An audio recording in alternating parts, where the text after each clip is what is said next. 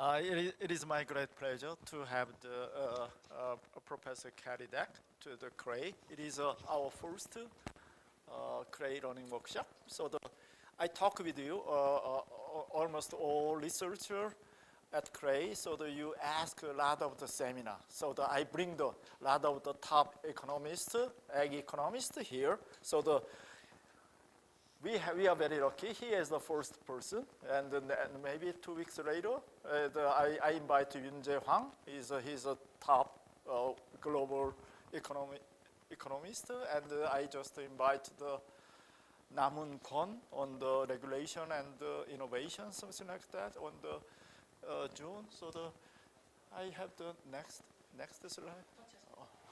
Yeah. So it is. I met Cary Deck at the University of Arkansas in the 2011 when I was sabbatical leave as a Fulbright scholar. So I took his class. So I really enjoy. He is a great teacher. So Cary Deck is a professor of the economics and the Lee B. Good Chair in Economics and Finance at the University of Alabama, where he directed the Interactive Decision Experiment Laboratory. His research, which has been supported by grant from the National Science Foundation, National Institute of Health, and the Federal Trade Commission, used to control the laboratory experiment to investigate a wide range of topics. He will do the experiment today. So he has published the American Economic Review. He accepted his paper as a PhD student. It is in 2001. It is very exceptional. Yeah. So and econometric review of the economy and statistics, and the review of the economic study, among others. So he has a lot of the affiliate position, several top universities, including Chapman University and the University of Alaska, so the Czech Republic. So we give the big hand. We give the big hand to him.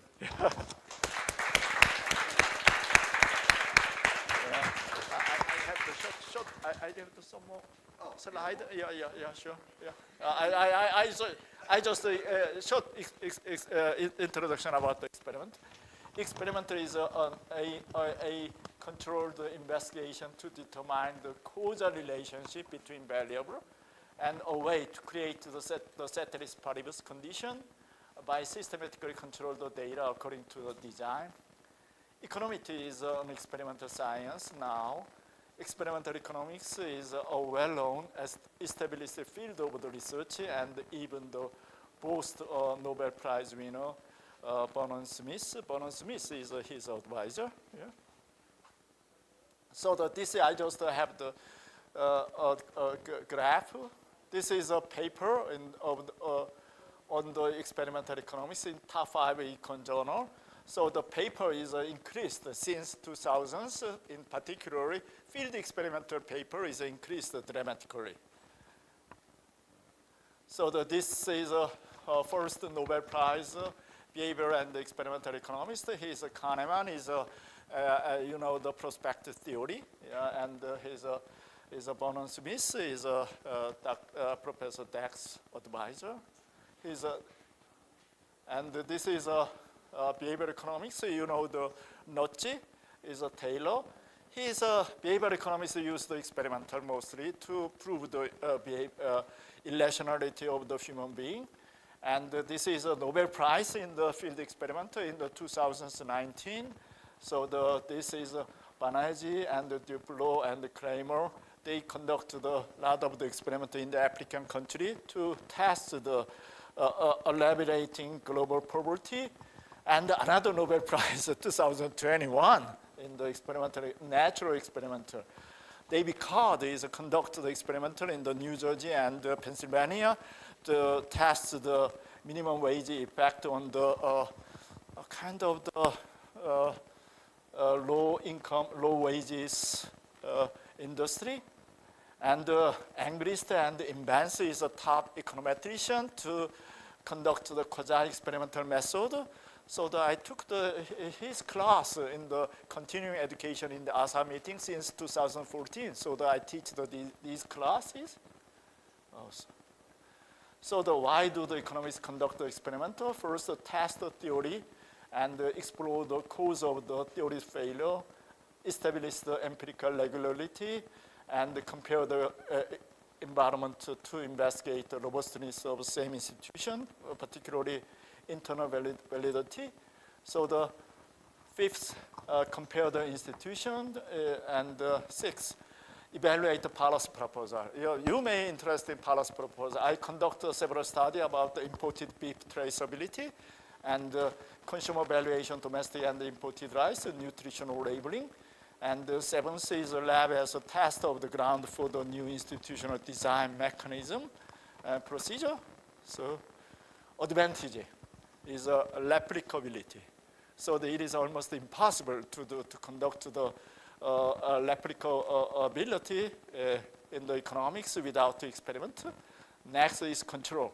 We can control the experimental environment and conduct the several test theory and method and policies. Experiment overall advantage of the experimentation are decisive, but experimental method are complement rather than substitute other empirical techniques. So do not succumb to the temptation to oversell your experimental result.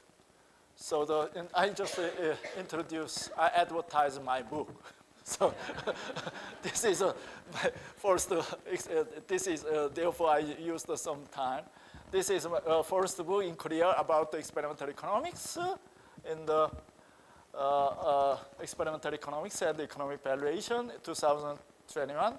It was a selected outstanding book in the Korean National Science Academy. So it is the first book in the agricultural economics. So this is I just said, so we sold the whole first edition within 1 year. So we published the second edition. I included my former students, all of them the professor, because I retired the next year. Yeah, so therefore they will revise the book. So this is second edition. So this is end of this is short introduction about experimental economics. So if you'd like to study the experimental economics in Korean, maybe just read my book. So my book is available in the library at the KREI. So yeah, that's it. So I just turn to the transfer the microphone to the Cary Deck. Yeah, thank you. Yeah, give it a big hand again. Thank you all. Thank you for having me. I appreciate it. It's nice to be here. My plan today is to kind of talk to you as an introduction to experimental economics. I'm going to take the assumption that you haven't seen it before and that you're really not familiar with the topic. And so I'm going to try to talk to you a little bit about the methodology and then get into a couple of different topics, some areas that I've been doing work on recently, and kind of go into some of the details of some of the experiments, some of the things that are happening. If you have questions at any point, if you want to talk about something at any point, just stop me and interrupt, right? We're all used to going back and forth in questions, so no reason not to do that here. So I thought the best way to start, talk about an introduction to experimental economics, is to actually put you guys through an experiment. So what I'm going to do is ask you if you would distribute these out. You probably will have to be in pairs. So I have 9 buyers and 9 sellers. Yeah, I mean, just kind of pass them out around the room. So some of you might have to pair up. I don't know how many of you are actually in the room. Yeah, some will be in pairs, but just make sure you hand them out to everybody. So I want to use all of those. So what we're going to do now is what's known as a double auction market, which is a classic in the experimental economics field. It's one that's been used a lot. It has kind of a place in the history of experimental economics that we'll talk about in a little bit as we go on. So when you get your sheet, don't show it to anybody that is not your teammate, right? So you're working in teams, you're working with a partner, but don't show your sheets to anybody else, because that information is just for you. It's private information, okay? If you have a tan card, you're going to be a seller. It'll have a little number like an S and a number. That means that's your seller number. That's telling me what seller you are. If you have a red card, it's telling me you're a buyer, right? That's your buyer number, whatever that is. So you've either got an S or a B on your front card, and then you've got a little sheet of paper behind there that's going to have some private information for you. Can we tab over? All right. So the second sheet of paper should have 3 tables on it. Okay, that sheet of paper there should have 3 tables on it. If you're a buyer, you ought to have a table that looks something like, I got to be careful not to touch the screen, I guess. You ought to have a sheet that looks something like this, right? Your tables ought to look something like that. It's going to have some rows. Each row is telling you what the value of some item is to you. Okay, it's a fictitious item, right? There's no actual thing we're buying and selling, but just suppose there's this item. If you buy that item, right, the first row of this table, like here it says 1020. These are in US dollars. Your sheets are in Korean won, so just bear with me here on this page. But if it tells you like 1020, what we're saying is that item is worth 1020 for you. So if you get that item, right, your marginal benefit for that item is 1020. If you ended up paying, can you type in a 9 for me? So suppose you paid 9 for it, right? Well, if you pay 9 and it's worth 1020 to you, you would make $1.20 off of that, right? This person now has a second item. What we're telling them is that that second item they could buy is worth $8.20 to them. Okay? So let's suppose you put in a 7 here. Nope, not there. Here. Fantastic, right? If you saw that first, if you bought that at 7, you would end up making $1.20 off of that. Okay? If you got another row, then they could think about what the item is, what it would be worth to them to buy that next item. Suppose you put an 8 in here. So suppose they put in an 8. It's worth $6.20. They pay 8. Did they make money or lose money? They make money or lose money? They lost money, right? That's no good, right? So if you lose money, that's coming out of what you're earning. Notice, we could have put the 8 here. Can you make that an 8? And the 7 here. You know, and now they're making money on, well, I guess they're still making losses on this one. Right, so it doesn't really matter where we arrange these, as long as, right, what you're going to end up earning is the sum of the values of what you bought minus the prices that you paid, right? Those differences summed up is what this person makes, right? So rather than making this trade, this person would be better off if you get rid of that guy. Yep, right. They would have been better off just buying the 2 units. Okay? So if you're a buyer, you don't have to buy all your units. You only buy the ones you want to buy. Now, I haven't said where prices come from, and we'll say more about that in just a second.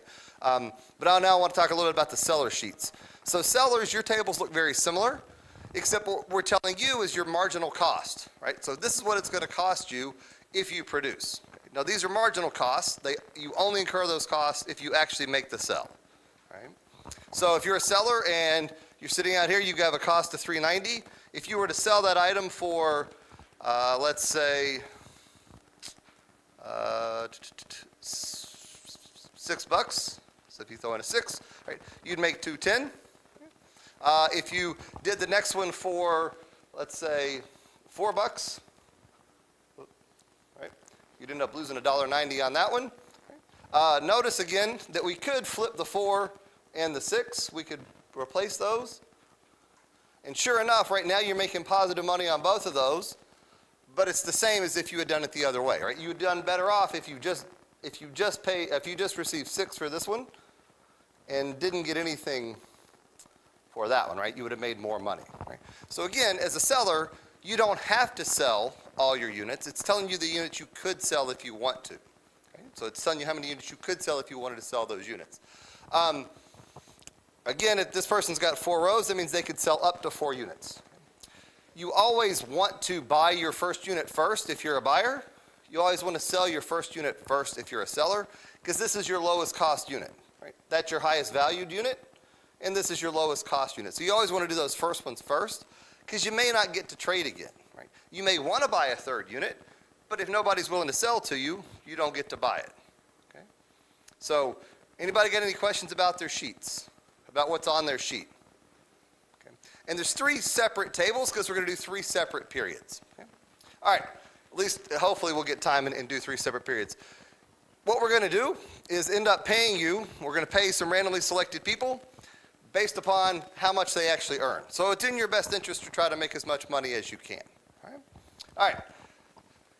So let's talk about where prices are going to come from.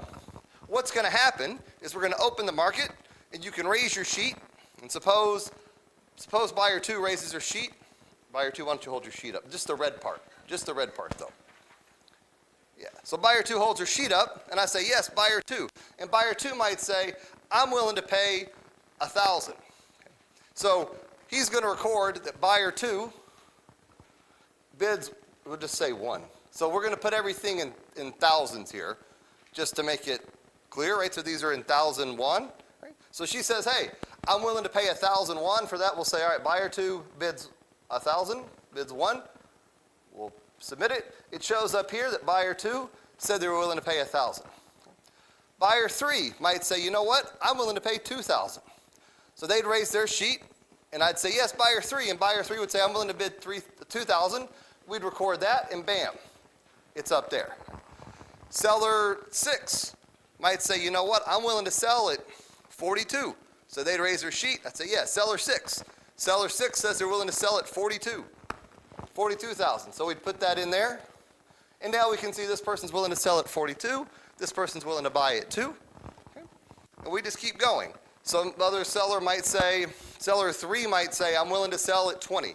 We put that in there. Right. Some other seller might come up and say, you know what? That 2,000 looks pretty good. I'm willing to take that. So maybe seller 1 raises their sheet and says, I'm willing to accept that 2,000. So we'd put the 2 in there. Just the 2. Yep. At that moment, those 2 people have traded, right? Buyer 3 said they were willing to pay 2,000. Seller 1 said, okay, I'll take that deal. So the 2 of them just traded. So those guys could go back to their sheet and say, I'm buyer 3. I just bought my first unit. I paid $2,000 for it. Whatever its value is, minus the 2,000 is how much they just made. Does that make sense? If you're the seller, right, you have your price, you just got the 2,000 minus whatever their cost was.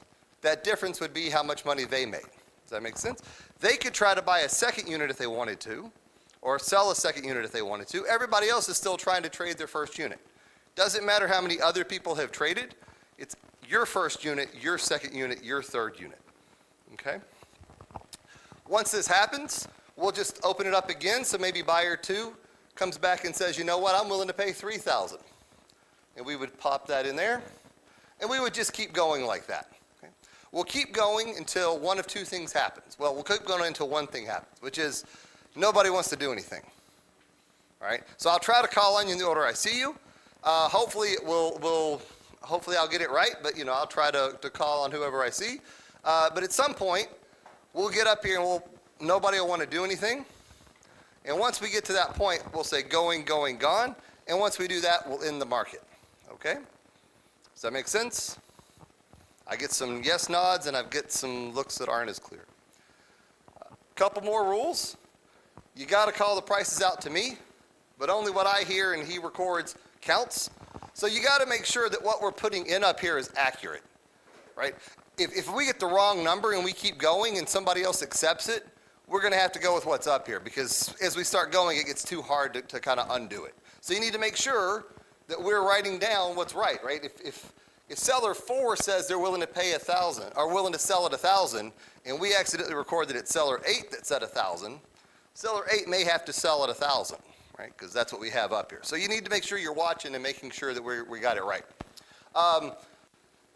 So that we don't have to type all the time, you've got to go in 1,000 increments. You can't say, I'll bid 1,112. Well, I'll bid 1,113. Right? It's got to go in 1,000 increments. Otherwise, we'll be here all day. The other thing is you've got to improve upon the rule, whatever is up there. So if you're a buyer and somebody's already put in, like here, the 3,000, if you want to replace that, you've got to put in a higher number, right? This person's already said they're willing to pay 3,000. If you want to be the standing bid, you've got to say that you're willing to pay more than the 3,000. Okay? So you've got to improve upon what's out there. If you're a seller, you've got to put in a lower price than somebody else has already put in. Okay? Any questions? All right. Where'd my pen go? blank. Let me make my prediction. See, it's all blank.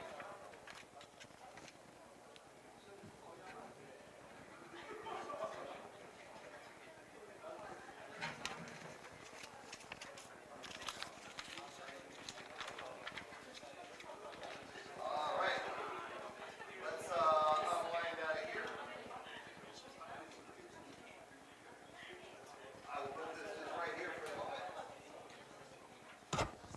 All right, are we ready? So if you want to trade, raise your sheet. We'll call on you and we'll mark it up here. So the market is open. Who wants to trade? Who's got a price they're willing to offer? Raise your sheet. You got to raise your sheet. You got to raise your sheet. Oh, question. Yeah. What? What kind of items do we sell for this? They're fictitious items. It's just some it's this microphone. You're making these microphones, and you're selling these microphones. All right, so there's a couple things. We can think of it like food, in the sense that it's perishable, right? You can't be a seller and have an item this period that you're now going to turn around and wait till next period. So you can't carry things from one period to the next, right? So it's like food; it's going to go bad, right? Just like buyers, right? You can't buy the food now and hold it for the future. So you got to do it all in one period. But it's not like food in the sense that it is a marginal cost.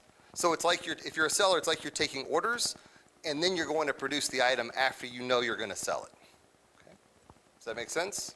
So it's a marginal cost. It's not a you don't have to buy it. You don't have to produce it in advance and then try to sell it. Okay? So they're not fixed costs. They're not avoidable costs. They're all marginal costs. Okay? Does that make sense? All right. So who's got a trade they were willing to offer? Just raise your sheet. You can only make money if you trade. Buyer 4.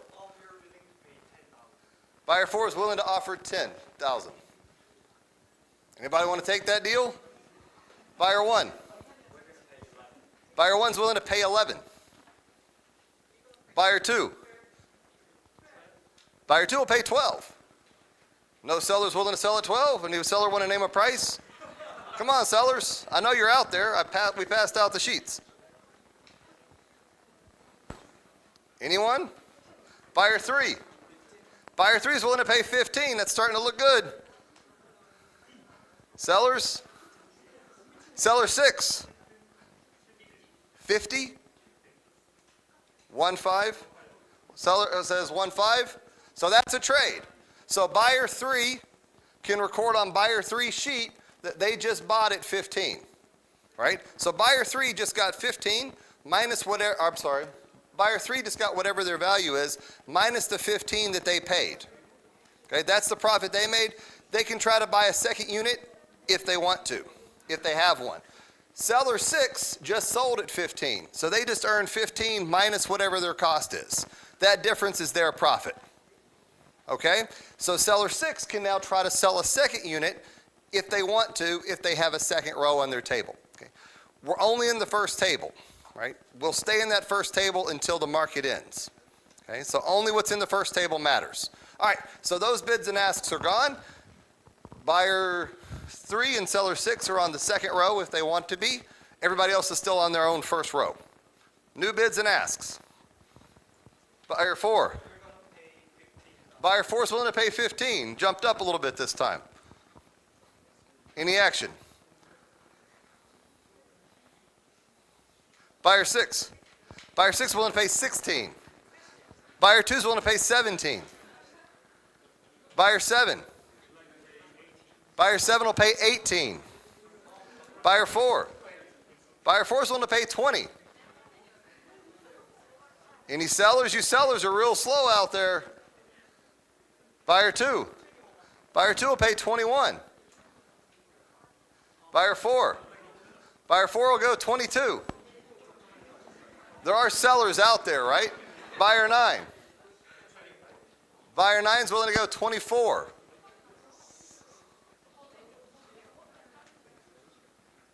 Seller 6.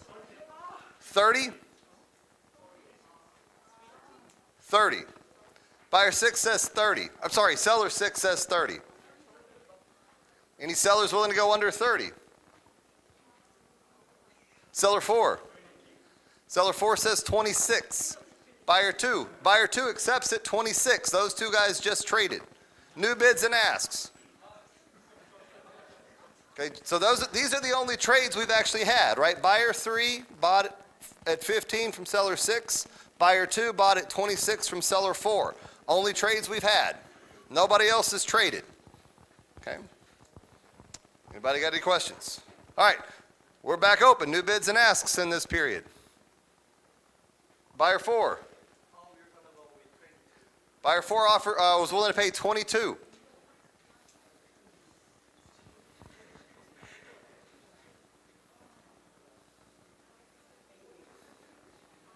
Come on, sellers. I know you're out there. I know you have stuff to sell. Seller 9. Seller 9 will sell at 25. Seller 1. Seller 1 will sell at 25. Oh, we've already got a 25. You got to beat the 25. 24. Seller 1 says 24. Seller 9, you want it back? You want it back, seller 9? No? All right. New action. Buyer 4. Buyer 4 says 23. I got a bid of 23. I got an ask of 24. Any sellers willing to go at 23? Any buyers willing to go at 24? Seller 1. Seller 1 accepts at 23. New bids and asks. We're back open. Those guys just traded. New bids and asks.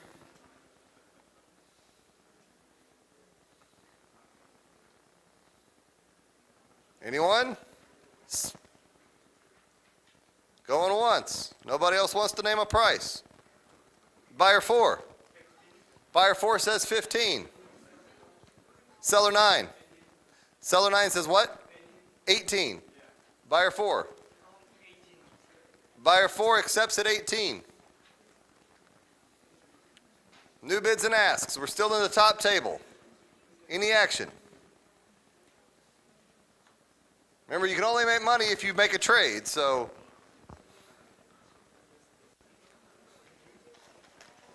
We have envelopes of cash to pay some people, so, but you only can make money if you trade. It's up to you, buyer 1.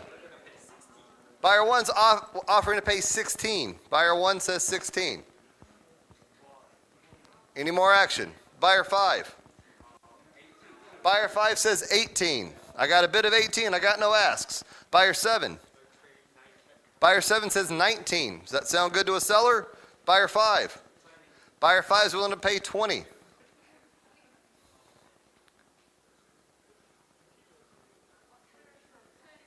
Seller 2 wants 22. Anybody want to go to 21 or take what's there? Buyer 1. Buyer 1 says 21. Buyer 1 says 21. So I got a bid of 21 and ask of 22. Buyer 5 accepts the 22, so they traded. All right. New bids and asks. Any action?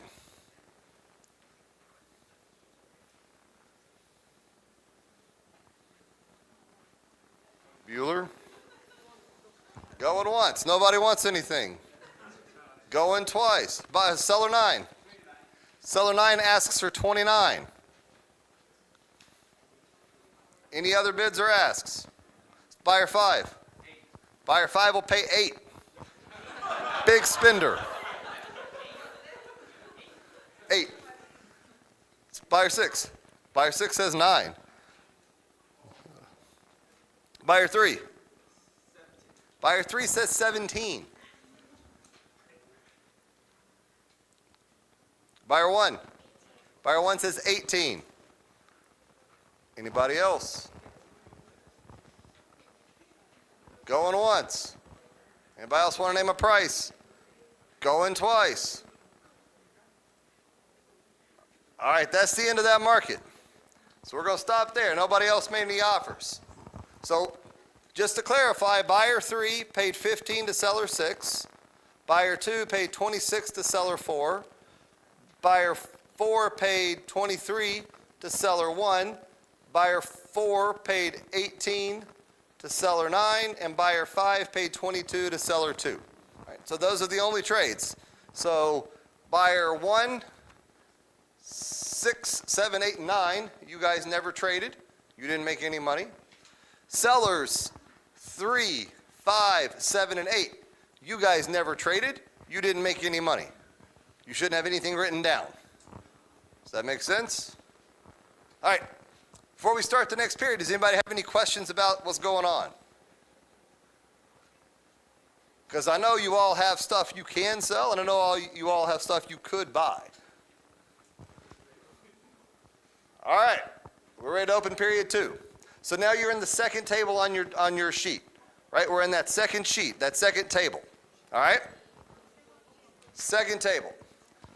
We'll open up the, you got a, which one says yes? All right. So we're in the second table. This is period 2. This is your second chance to make money. We're open, buyer 1. Buyer 1's willing to pay 15. I got a bid of 15. This is period 2. We're on the middle table. Seller 1, 50. Seller 1 says 50. They're looking for big money. Any sellers willing to drop below 50? Buyer 3. Buyer 3 says he'll pay 22. So I have a bid of 22, I have an ask of 50. Seller 9. 7? Okay, well, so you can get 22. So you can accept it 22 if you want. 25. All right, so now he's asking for 25. I have a bid of 22. Buyer 5. Buyer 5 accepts at 25. So those guys just traded at 25. Buyer 7. 29. He says 29. I have buyer 7 at 29. He's willing to pay 29. Seller 4. Seller 4 accepts the 29. Those guys just traded. New bids and asks. Buyer 3. Buyer 3 is willing to pay 23. Seller 1. Seller 1 accepts at 23. Buyer 4. Buyer 4 is willing to pay 20. Buyer 1. Buyer 1 says 21. Buyer 2. Buyer 2 says 22. Seller 6. Seller 6 accepts at 22. More action. Buyer 4. Buyer 4 says 20. Buyer 4 says 23. I have a bid of 23. I have no ask. Buyer 1. Buyer 1's willing to pay 24. Buyer 4. Buyer 4 is willing to pay 26. Any action? Any sellers?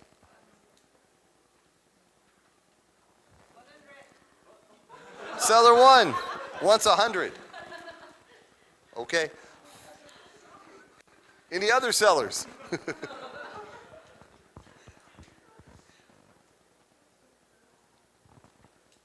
Any action? Going once.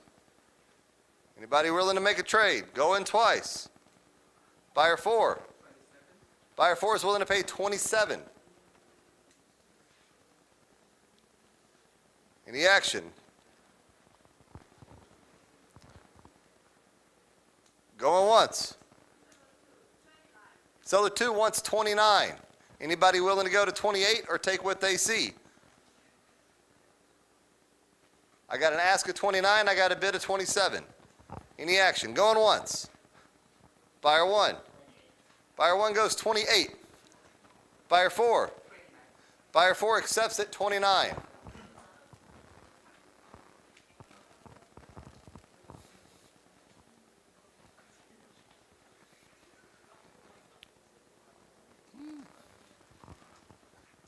All right, new bids and asks. We're still in the second table. Buyer 8 willing to pay 10. Buyer 1. Buyer 1's willing to pay 18.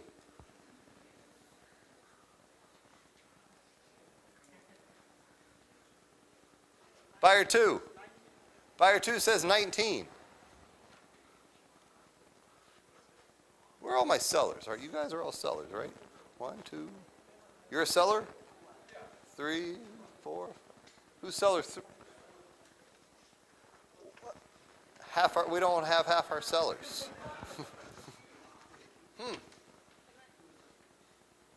Interesting. Well, that explains part of what's going on. There aren't as many sellers as I think there are. All right. Any more bids or asks here?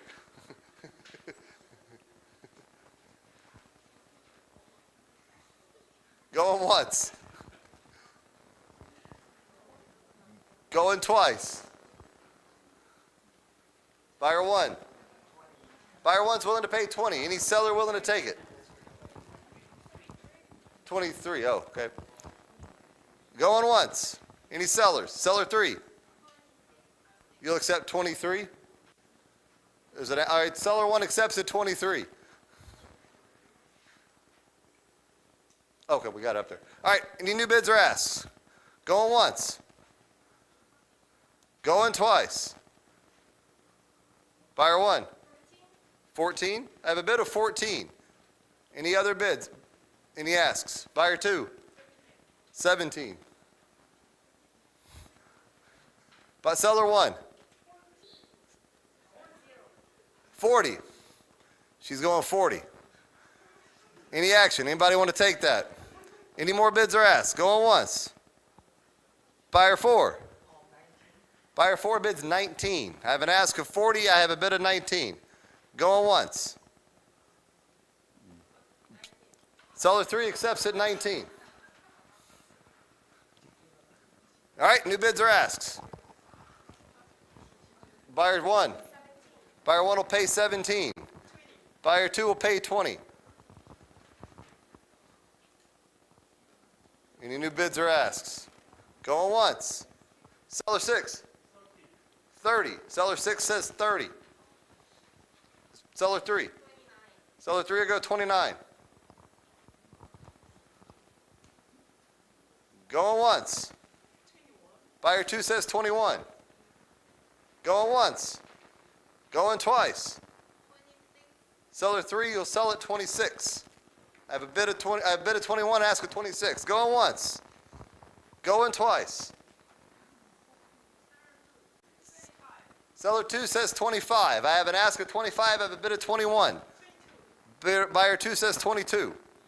I have a bid of 22 and ask of 25. Anybody? Going once. Going twice. All right, that's done for market 2. So market 2 is over.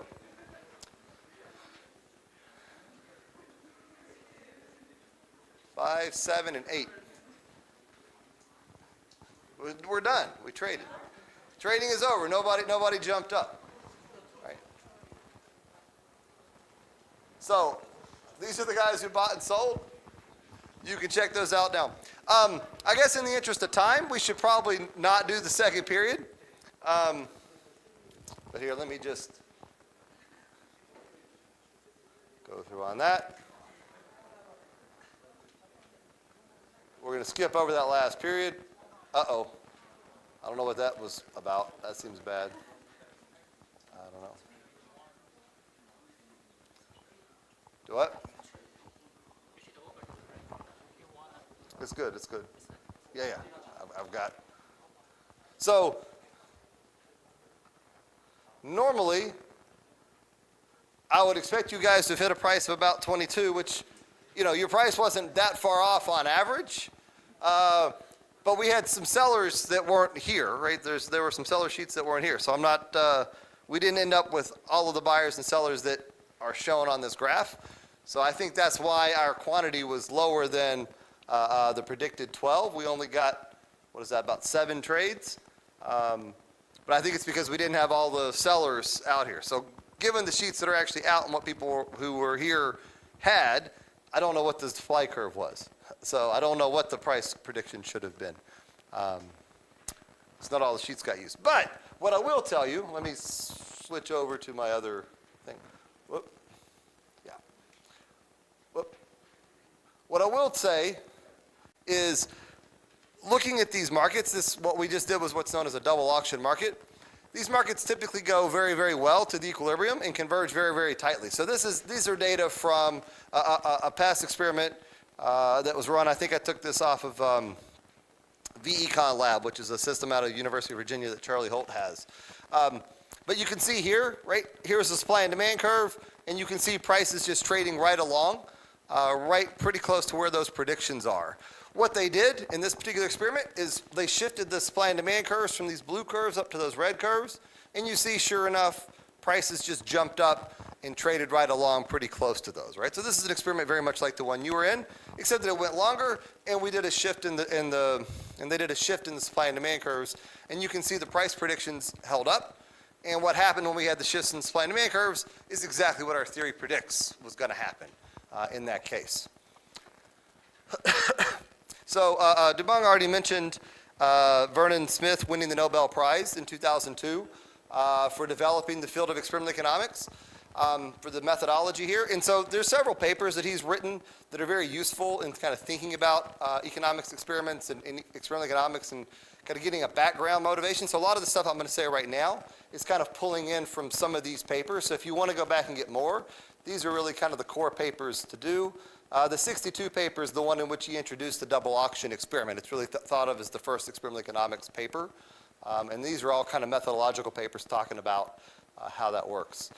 So I want to step back for a second and make a distinction between experimental economics and economic experiments, right? They're both very, very important, but they are slightly different things. And I think it's important to keep in mind what they are and what they do. And also what behavioral economics is, right? So economics is the study of how society allocates its scarce resources, right? That's what we teach in principles. That's what we think about in introductory economics courses about what it is we're doing in economics. I want to make the argument that economic experiments are experiments in the traditional science sense that are about economics. So when I talk about an economic experiment, that's what I mean, right? I'm running some kind of controlled experiment where I manipulate something and see what the outcome is, right? With the topic being about economics. Experimental economics is a slightly different thing. That's a methodology for creating a microeconomy. It's a system for creating economic decisions that we can then watch and observe, right? So we can use experimental economics to then run economic experiments. So let me be kind of careful about what I mean here. Right? Going back, we know that correlation does not imply causation. Right? There's lots of kind of fun, silly correlations you can find out there. These are fun to talk about with students. Right? One of my favorites, the number of people who drown falling into swimming pools and the number of films by Nicolas Cage are highly correlated. But it's not that people are going out and drowning themselves because they saw Nicolas Cage films. Right? That's not what's happening. The age of Miss America and the number of people who were murdered by steam, hot vapors, and hot objects. Highly correlated, right? The length of the national spelling bee word and venomous spider bites. Highly correlated, not causal, right? So that's the whole deal, right? As Dubong said earlier, the beautiful part about an experiment is that the researcher can exogenously manipulate A, right? So when we think about, A is correlated with B, well, the question is if I exogenously manipulate A, does B change, right? Because I know why A changed, right? In an experiment, the researcher is what's changing A. So if I still see that B is moving with A, then I can say, yeah, A is causing B, right? Because we've ruled out all the other stuff. It's only moving when I move it, right? I'm what's driving A. It's exogenous, all right? So, thinking about this in kind of a broader sense about where experimental economics and economic experiments fit in, right?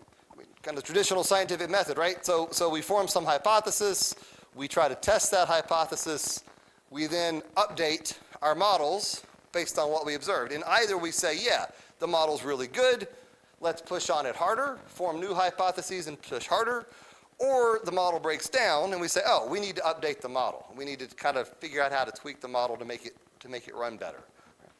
And what I would argue is that experimental economics and economic experiments are fitting under this piece, right? We're taking some hypothesis and we're trying to run tests on it. And experimental economics is one way, economic experiments is one way to do that. It's not the only way, obviously, right? Natural experiments, other empirical work, right? All that kind of stuff is basically trying to say, I have a belief about what should be happening. Let's see if it is what does happen. Right? By contrast, I think you should think about behavioral economics as the other side of this loop. Right? It's saying the model that we're starting with doesn't work really well. It's not explaining what we're observing. So how can we modify it? How can we modify the model to explain what we see? But once we do that, we then need to think about, okay, what are the implications of this modified model? And we need to test that modified model. And for that, we probably want to go back and run more experiments. Right?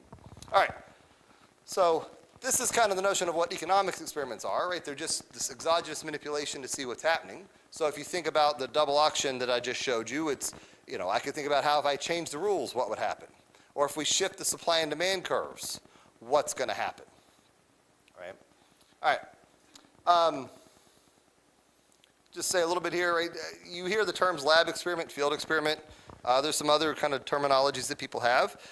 I think really the big question is whether or not the subjects know that they're in an experiment or not.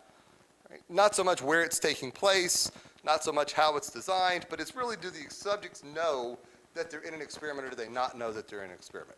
Right? And how much control does the researcher have? Right? For the researcher to have a lot of control over the situation, it's probably going to be that the subjects are going to know that they're being studied. Right? So that's kind of the trade-off, is this loss of control versus the ability to have them more well-defined. In general, lab experiments are going to offer greater control. They're typically more cost-effective, and they're usually more easy to replicate. Right? So you can take the software, the protocol, the instructions that somebody else has done, and rerun them pretty easily. Field experiments, on the other hand, offer greater realism, right? All the kind of noise and stuff that's happening, right? In part because subjects don't know they're in an experiment. It can eliminate experimenter demand effects, right? The fact that you know you're being observed is going to change how you behave, right? For one reason or another. There's lots of things about why that might be true. Daniel Zizzo has a very nice paper about experimenter demand effects if you want to go back and look more at that kind of thing, right? But I think there's been kind of a tension between lab and field experiments that I think is unnecessary and just kind of the wrong direction to think about, right? Really, these things ought to be complementary. So if we really understand what's going on, we should be able to set up conditions in the lab and see what's happening and test it. But we should also be able to see that in field experiments, right? We should see those same things happening in field experiments when we start manipulating stuff there. So, in the same way we ought to see it in natural experiments and other data sources, if we really know what's going on, we ought to be able to look at these problems through all of these tools. And if we understand it well, we ought to be getting behavior that's consistent with our models from all of these sources. All right. There's a really nice paper by Falk and Heckman in 2009 that talks a bit about this as well. It's thinking about, normally what comes down is that we're thinking about behavior being some function of all of these different variables. Whoop.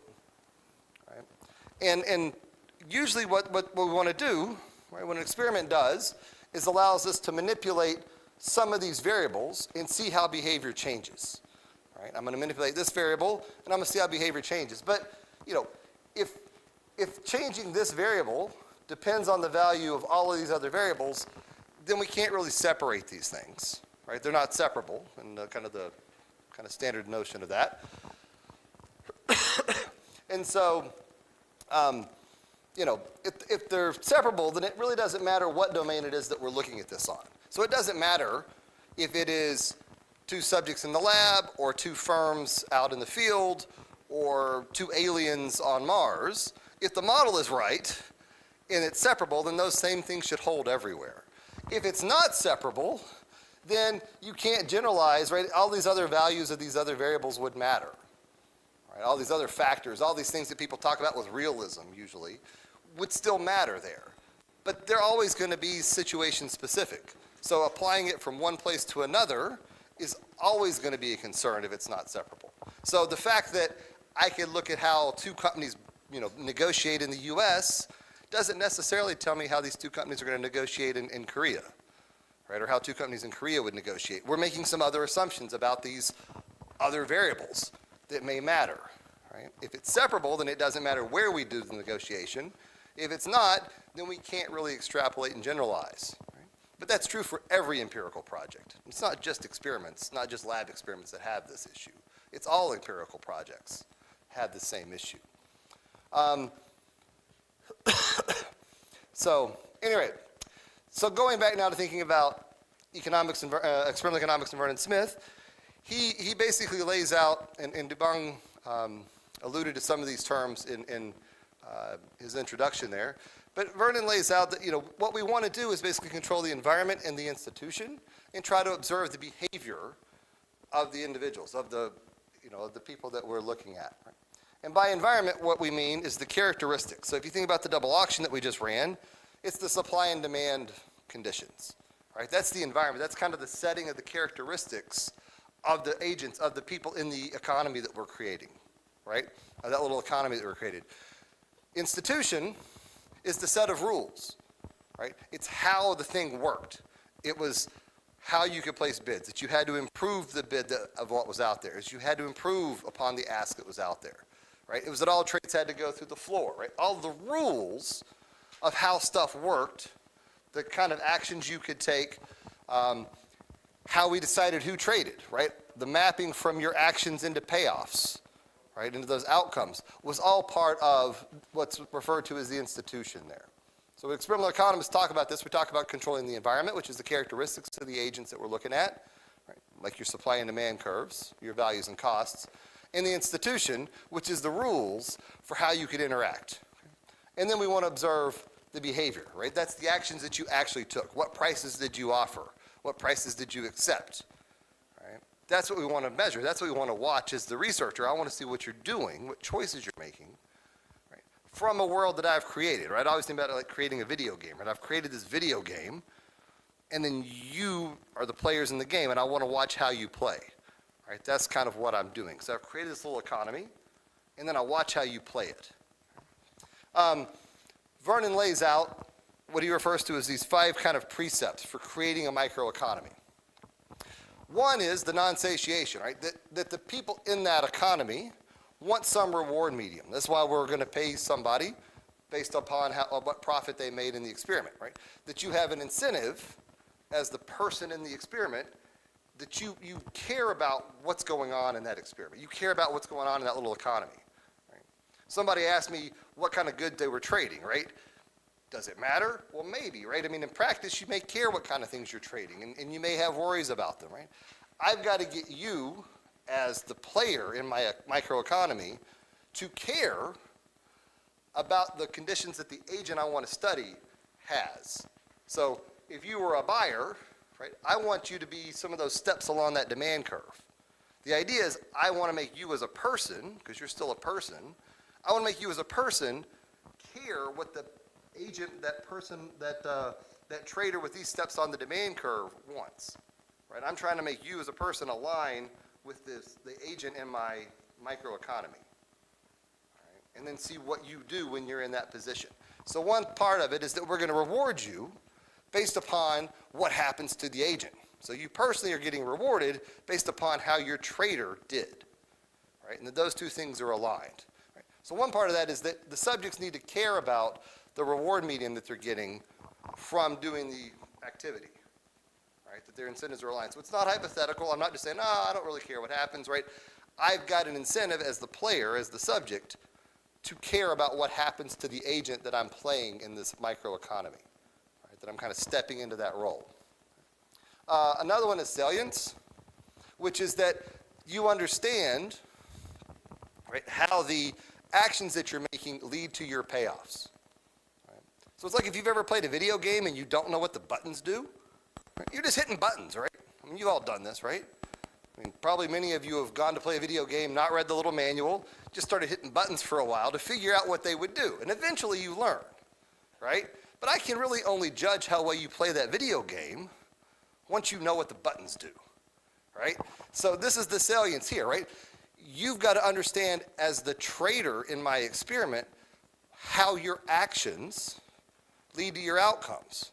So if you don't understand, if I pay 100 and my value is 50, I'm losing 50, right? If you don't understand that, then your actions don't mean anything, right? It's like hitting the buttons on the video game, right? You've got to understand, you as the subject have got to understand how your actions are affecting those outcomes. And that's what salience is. It's making sure that you understand how you're getting benefits and costs within that system. Right? So this is the two. These are actually sufficient to create a microeconomy. Once you've got agents who are getting rewarded, and they want the reward, and they understand how their actions lead to rewards, they're making choices that are good for them, right? You've created an economy, right? You've got an agent trying to optimize and do what's good for them, right? That's sufficient, right? These guys now have a microeconomy. They're now trying to make their best choices. The other precepts are all about kind of our ability as researchers to control and understand what's going on. So one is dominance, right? The reward medium outweighs the other things that are going on, right? That outweigh kind of the other benefits and costs, right? Because you're still a person, even though you're my trader. So if you're worried about being shy, that may affect your willingness to raise your sheet and place a bid or an ask, right? You may not want to seem greedy, so you may not want to put in too big of an ask. You may want to be silly, so you may want to, there could be other things that are going on there. So that's always a concern for us, right? I'm interested in what happens to buyers and sellers with these values and costs. That's what I want to study. That's what my model is telling me about. That's what I've got predictions about, right?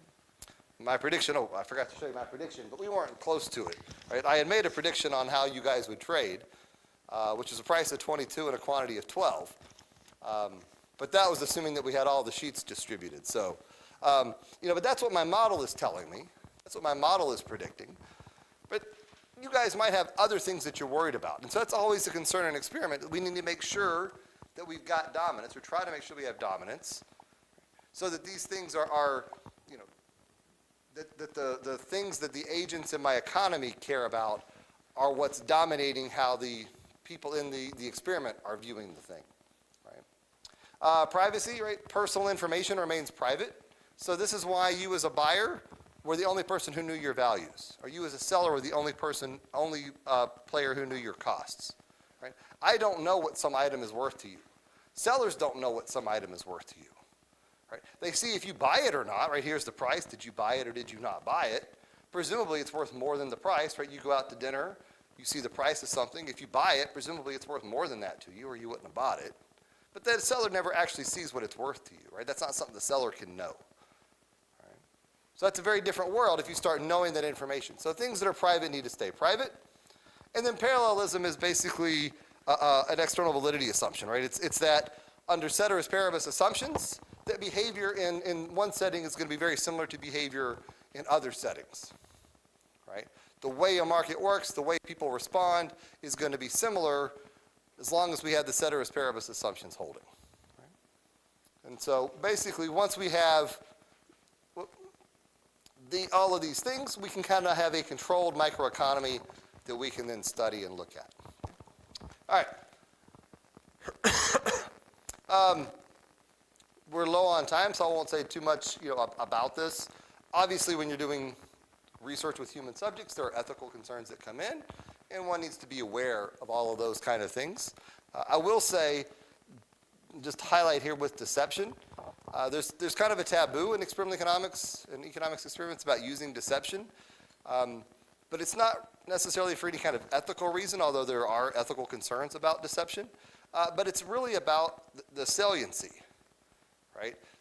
The subjects have to understand how they're being rewarded, and if they don't believe that, then they don't necessarily have the same incentives as the agent in the model, right? So we want to be very clear and very careful that we're not deceiving people because they've got to believe that they're actually getting rewarded how we say they're getting rewarded, right? So if we tell you you're going to make money if you sell at a high price, but you don't actually believe you're going to make money when you sell at a high price, then you've got no reason to try to sell at a high price, right?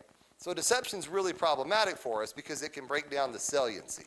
It can make it such that, you don't believe how the reward medium is working. You don't believe how your actions lead to those payoffs. And that's problematic because once that's gone, then you're just back to hitting buttons on the video game, right? If you don't believe that this button's going to have this effect, you just hit buttons, right?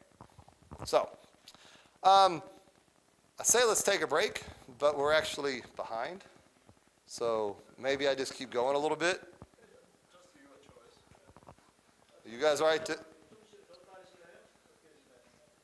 So just, okay, so we're going to only go 2 hours? Yeah, so maybe 10 after Maybe 4. 5 minutes? Yeah, 5 minutes. All right. We will get together. Is 4시 10분에 다시 만나죠. Yeah, 10 minutes after 4. All right. So we'll take a break for a minute. Sure.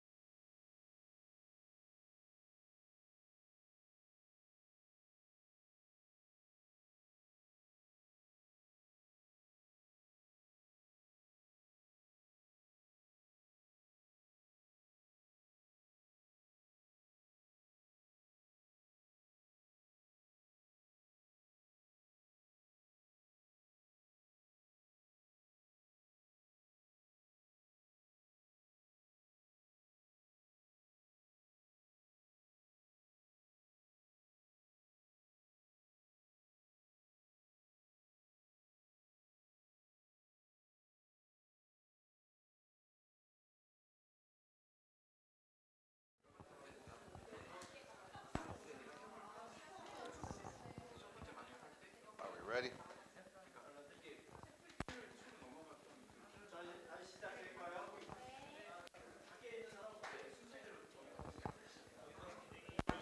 All right.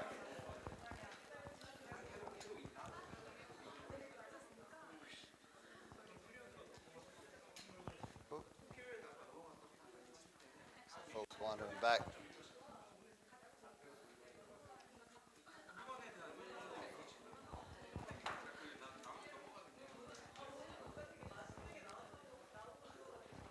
All right, so want to go in, talk to you about some more recent experiments that we've been working on and doing that are building on the kind of market that you just went through. And so when we think about markets and we think about prices, ooh, we found buyer 4, fantastic. When we think about, one of the things we think about markets doing is kind of creating information, right? That markets ought to be efficient. The efficient market hypothesis basically holds that the price of an asset, the price in a market ought to reflect all of the information that's going on in there, right? It's reflecting information about buyers and how they value the item. It's reflecting information about sellers and what their costs are, right? And so we think that prices ought to be telling us a lot of information, and that under the assumption of rational expectations and low transactions costs, these prices ought to fully aggregate the information that people have, right? People who are better informed ought to be able to arbitrage. So we ought to be seeing people moving prices towards whatever kind of the true equilibrium underlying value is. This is kind of a standard, assumption model theory in economics and finance. There was this paper. It was one of my favorite papers as a graduate student by Plott and Sunder on information aggregation. And what they did is ran a series of these asset market experiments that used a double auction. So it's the same kind of rule, the same institution that we just used, where you could buyers and sellers could come together and place bids and asks and trade. But what they were trading were these assets that paid off depending upon the state of the world. So there were 3 possible states, X, Y, and Z, that could happen. And some subjects knew one of the states that wasn't true. So suppose the state of the world was X. Some people knew the state of the world was not Y, so they knew it was either X or Z, but they knew it was not Y. Some knew it was not Z, so they knew it could be X, it could be Y, but they knew Z was ruled out. Okay? And so the question is, if we have people who know the state's not Y and people who know the state's not Z, when they trade, will that information come out in the market? Will market prices reflect that and reveal that the state of the world is actually X? And so what they did, here's one of the markets they had. There were 3 states of the world. State X occurred with 35% chance, state Y with a 45% chance, state Z with a 20% chance. And they were trading this asset whose value depended upon what the state of the world was. So if the state of the world was X, the asset would pay 50 to whoever held it. Right, whoever held it. If the state of the world was Y, it would pay 240 to whoever held it at the end of the trading. And if the state of the world was Z, it would pay 490 to whoever held the asset. So it's like a stock or something, right? It's what's the dividend going to be? Right? Except it was just lived for one period. When they did this, right, if you think about rational expectations, if we know that the state of the world is X, this thing's going to pay 50, we should see traded at 50, right? It shouldn't trade below 50, it shouldn't trade above 50. If we know the state of the world is Y, it should trade at 240. And if the state of the world is Z, it should trade at 490. Right? So under the rational expectations hypothesis, these are the prices that we ought to observe. Okay? An alternative, though, is what we refer to as the prior information model, which is that market prices don't reflect the aggregate information. Right? It just reflects, each trader just comes in knowing what they know, and they trade based upon that, but they don't think about what's happening in the market, what other people are doing, and what they can infer from what other people are doing.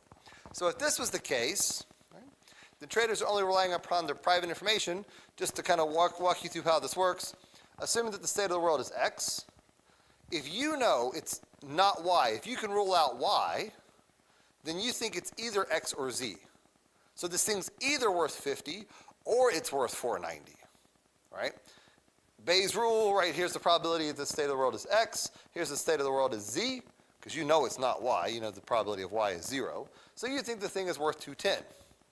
Somebody who gets Z ruled out thinks it could either be worth, 50 or 240. Here are the relative probabilities. They think it's worth 157. So now we got people who think it's worth 157. We got people who think it's worth 210.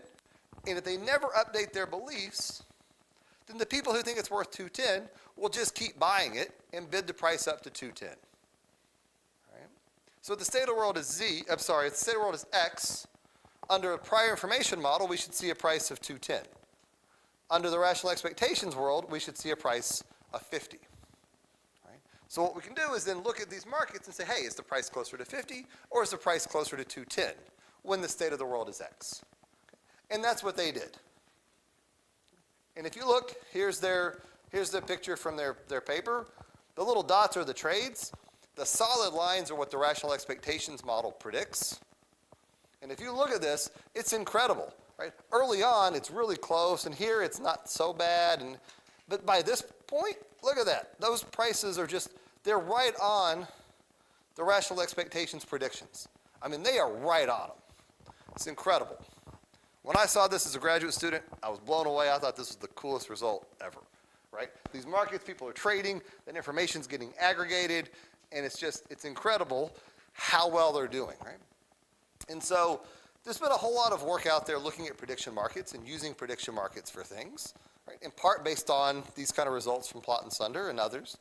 And so people have used prediction markets for all kinds of things, right? From box office revenue, how well movies are going to do, to predicting disease outbreaks, election outcomes, right? There's a whole lot of stuff showing that these prediction markets do a better job of predicting the outcomes of elections than polls do. People have used it in ag for stuff like slaughterhouse production. Right? Do I want to have my cows slaughtered? Well, how many other people are getting their cows slaughtered? What's the price of beef going to be? Right? So using this to forecast, beef production. So there's been a lot of these kind of things. There's been a lot of calls for doing more stuff using prediction markets. Right? Using prediction markets to try to get information that would be useful. One of my favorites was this security against terrorists. I think I have a slide for this. Nope. After the 9/11 attacks in the U.S., right, there was a plan to create a prediction market within the security community in the U.S. where people would trade information about whether or not there was likely to be a terrorist attack or what kind of terrorist attack or what the targets of the terrorist attack would be. Because it was discovered that a lot of the information that was necessary to stop those attacks was available. It just hadn't been put together. It hadn't been kind of combined. Right? And so the idea was, hey, maybe this is a way to try to get that information together so people can use it, right, and make use of that type of stuff. And so there was a policy that was put forth, these policy analysis markets, to run these kind of prediction markets on security issues. Congress found out about it in the U.S. and basically shut it down. They thought it sounded like gambling, and they didn't want to do that. So it got shut down, but it was, a lot of economists were really, really excited by this idea and thought it would be a really cool thing. So we ran an experiment that was basically simulating a terrorist attack, right? So we have a game between a terrorist and the defender. If you're familiar with the blotto game, right, this is a weak link blotto game. Where basically we got two battlefields, A and B. We have the attacker who's got 6 troops, and we have the defender who's got 6 troops, and the attacker who's got 5 troops. And the attacker is going to send their troops out to the 2 battlefields, and if they have more people, if there's more attackers at either battlefield than there are defenders, the attacker wins, right? They blow it up and they move on. So the defender has got to have at least as many people in each battlefield as the attacker does for the defender to win. Okay? So it's a simultaneous move game, right? These guys move somewhere, right? When we played this experiment, where we just had an attacker and defender, theory says that the defender should only win about 1/3 of the time. And when we played this game, the defenders won 35% of the time. So, the behavior is matching up with the theory when we had people playing this game. Okay? But if there was a prediction market that worked well, that the defender could use to know what the attacker is doing, then the defender should be able to win all the time. Right? So that's what we did. Right? We ran this experiment where the attacker would move, the defender couldn't see it, but there were traders who got to see where people went. So what they did was basically trade assets about how many attackers went to A. So if all the attackers went to A, this asset was worth 100. If 4 of 5 went to A, it was worth 80, so 80%. If 3 of 5 went there, it was worth 60%. 2 of 5, 40%, and so on, right? So these guys could watch what was happening. They could then trade in this market, and then the defender could see the market and say, here's the price. Therefore, I can infer here's what the attacker is doing, and they should be able to attack. They should be able to defend perfectly, right? That's the idea, right? Because they had this prediction market, they had this information market, they can see what's happening there. We ran these, and the defenders only won 40% of the time. So the markets helped. It moved them from 35% to 40%, but that's not a big help, right? This did not work, right? This system did not work to help these defenders. So then the question is it not working because the markets didn't work? Or is it not working because our defenders just didn't know what to do once they saw the markets? Right. Well, turns out it's that the markets really don't do well. So even the econometrician who did like the best you could do, thinking about what you should use given what you see markets doing, and we see what the aggressor is doing. If I was playing against the attacker, I could probably get my win rate up to 43%. Still not great, right? The issue is the markets aren't actually aggregating that information very well. Okay. Just as a little side note, the closing price is useful information in those markets, kind of what was that last transaction about what's going on. Excess bids tends to be a useful piece of information too. If there's a lot of bids in the system and not relative to the number of asks, prices are probably too low and people are kind of bidding it up. If there's a lot of asks in the system and not a lot of bids, prices are probably too high and it probably needs to get pushed down a bit. Anyway, so that was this paper. I've got several other papers that were looking at information aggregation and trying to use that information aggregation in different ways to do different things. And none of my results looked as good as those old plot and sunder results, right? So I was using their stuff, trying to build on that, and none of those things seem to work very well. If you actually read the literature, people take that plot and sunder result to say that markets will aggregate information. Plot and sunder just argue that it can, right? They don't actually argue that it will, but here's some quotes from various recent papers that basically act as though these markets will aggregate information, that they will get those rational expectation prices. But we've run enough now that we see it really doesn't do that well. Right? So if you actually go back and look at what plot and sunder did, they ran 3 different kinds of markets. So the one I showed you before was a single asset, but a common dividend. They also had the original set was a single asset, but different people had different values. So if it was X, it might be that my value is 50, but your value is 130. And if it's Y, my value is 220, and your value is 440. And if it's Z, my value is 310, and your value is 60. Right? So they were heterogeneous values, and we were just trading one asset dependent on the state. So what they did was they found that those markets didn't work very well. So they tried 2 different things to try to help the markets, right? Which is one of the beautiful things about experimental economics, is that you can, replicate the market. You can tweak little things, right? You can say, let me try changing this and see what it does, right? So they had this one kind of market, didn't work very well. They said, let's tweak this. Let's change from having a single asset to having contingent claim markets, right? So we have separate assets for X. We have a separate, market for Y assets, and we have a separate market for Z assets. Right, so these are kind of arrow to brew style securities. Right? The other thing they did was say, let's just change from diverse dividends to common dividends. Right? That's another way we can try to make the market work a little smoother. Right? So they were just trying some different things to see what would work, right? Which is the beauty of a lab experiment. It's very easy to change those kind of things. And then they looked at different parameters or different measures of success. Mean absolute deviation was the main metric that they were using, right? It's kind of the central metric in these kind of experiments. And they basically ran 5 sessions. And in those 5 sessions, the rational expectations model did better than the prior information model. They also had another model, the Maxi-Men model, which I didn't say anything about, so we're not going to worry about that one right now. But basically what they found that rational expectations did better, but it was only in these 5 markets. So we went back and tried to replicate this.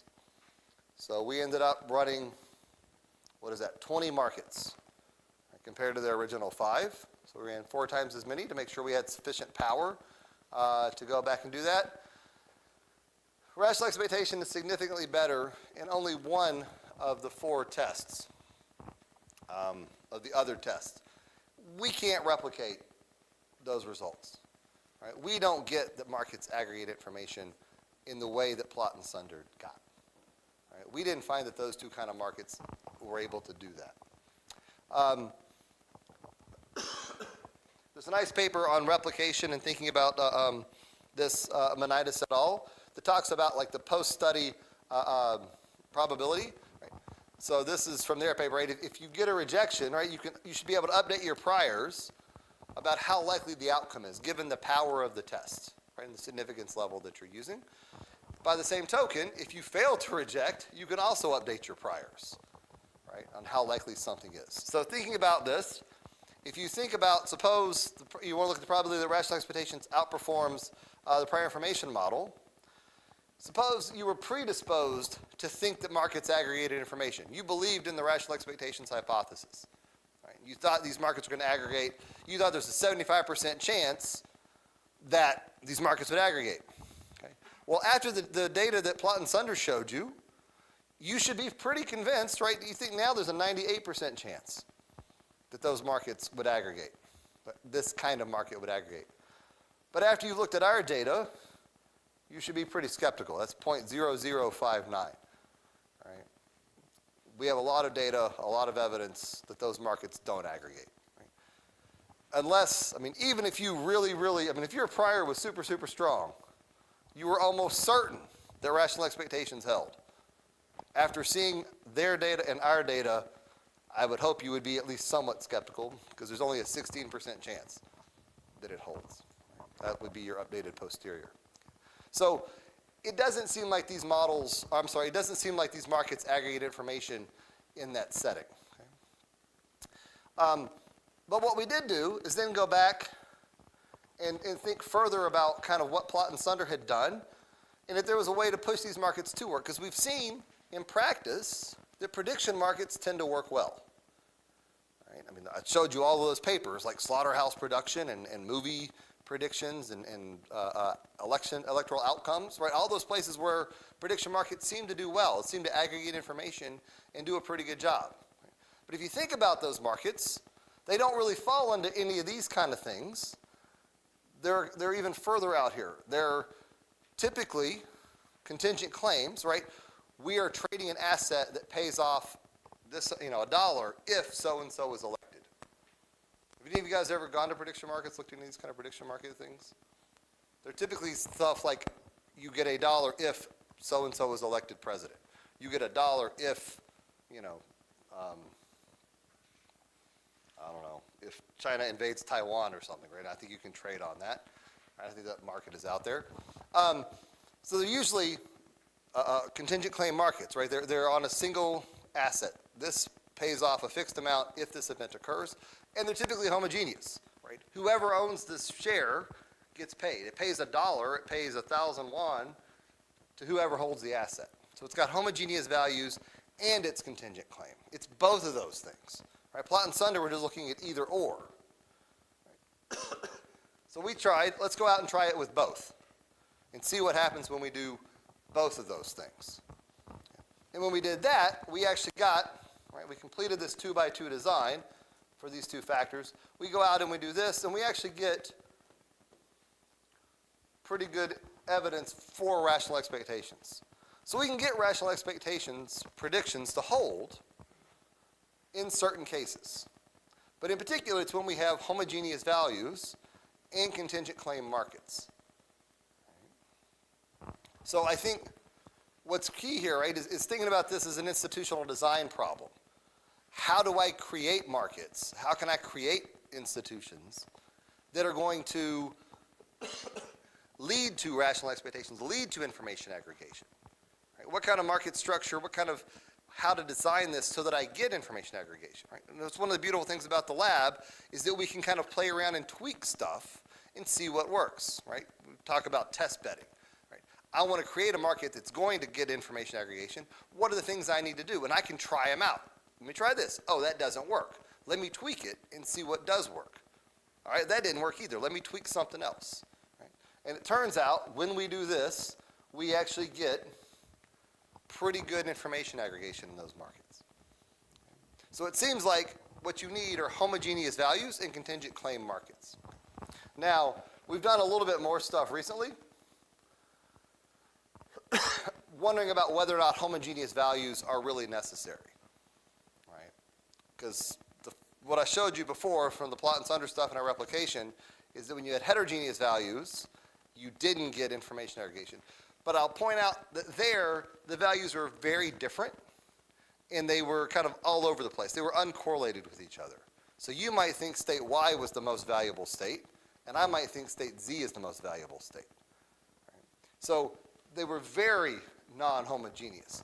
So we went back and tried some that were more similar to each other. So in this case, these are different kinds of traders. We all agree that X is the low state, but our values are slightly different. We all agree Y is the middle state, but our values are slightly different from each other. So they're still heterogeneous. They're not all the same, but they're similar. So these would be the predictions that are here. When we actually go through and run those, we get markets that are just basically right along those rational expectations predictions. Right? So it turns out that you can get, good information aggregation with heterogeneous values, as long as those values aren't too different. And one of the nice things about a market like this versus the homogeneous values is that here, there's a reason to trade. If I think it's worth 90 and you think it's worth 80, even if we know the state of the world is X, there's a reason for us to trade. Right? It's worth more to me than it is to you. So we should trade. If we had homogeneous values, it's worth 90 to me, it's worth 90 to you, there's no reason for us to trade. I mean, we could trade, but there's a no trade equilibrium, right? There's no reason for us to make the trade. So what could happen in that world is that we've discovered that the state is X, and then we don't trade on it, right? So there's no information kind of being shared to the world through the price because there's no reason for us to have a price. There's no reason for us to trade. So what we can do in this world, right, we're similar values, but there's still a reason to trade. So we get actually a lot more trade volume in this than we have homogeneous values. So we get a lot more trading, and the prices are very close to what the rational expectations predictions are. So we get good information aggregation with a high trade volume when we set that up this way. So at any rate, we get very strong information aggregation in those markets there. Any questions about any of this? I went kind of quick through it because we're low on time. Does anybody have any questions about any of the stuff I just talked about with that? No? So I think it does a couple things, right? One, it's using the institution that we used before, the double auction. It's showing how we can, kind of tweak in the lab different aspects of the decision problem and kind of fine tune it till we get to areas where we get kind of the outcomes we're looking for, right? We're trying to design markets to get information aggregation, and we can kind of play along and tweak different things until we actually get to that. And then we can replicate, right? We can do it again and again and again and see whether or not, the results are robust. We're able to get kind of some notion about how confident we should be in those results because we can do the same markets again and again and again. We can tweak the market a little bit and do it again and again and again. Right? So it's nice in that it shows you how experimental economics can be used to kind of test different things and the importance of doing the replication, right, and trying it out a bunch of times. I personally spend a lot of time pursuing projects with markets that probably weren't very good. Right? They relied on information aggregation using a market structure that wasn't likely to actually aggregate information. Now I feel like I got a much better hold on what it takes to get information to aggregate. And so I think I can do a better job in some of those other experiments using better designed markets. Right? So, all right, I'm going to skip over, rather than taking a break, I'm going to skip over and talk about, given the time, skip over and talk about some stuff with risk aversion. Right? Thinking about how we measure risk, because that's another big area of work that I've done. And normally when you talk to an economist and you talk about risk aversion, this is what they're thinking about, right? An expected utility model. Right? So this is the model that most people have in mind. And we're simply thinking that if I am risk averse, I have some concave utility function over a bunch of outcomes. If I was risk loving, it's some convex utility function over those outcomes. My guess is if I ask any of you to explain what expected utility was, or I'm sorry, to explain what risk aversion was, you would draw me a picture that looks something like this, right? This is what everybody thinks of when they think of risk aversion, yes? Yeah, right? This is what we teach. It's what we all see in class. And so this is kind of the standard model. And so, clearly, people face risk all the time, right? There's all kinds of uncertainty in the choices that they're making.